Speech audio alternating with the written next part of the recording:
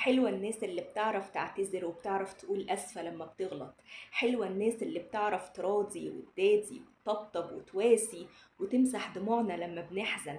الناس دي هي اللي ربنا سبحانه وتعالى ميزهم يوم القيامة واستثناهم وقال إلا من أتى الله بقلب سليم.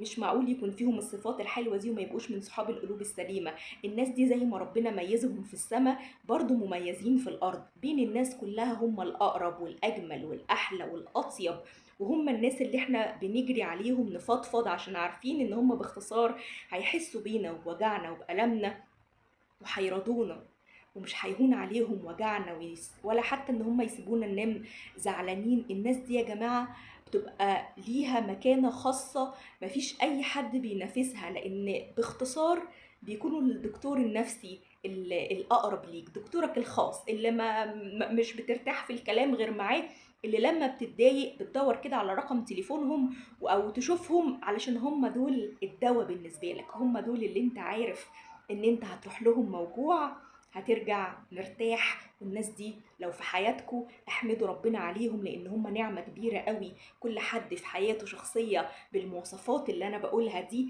اعرف ان ربنا رزقك بنعمة كبيرة قوي، فما تضيعهاش. تحياتي للجميع، مروة مغربي.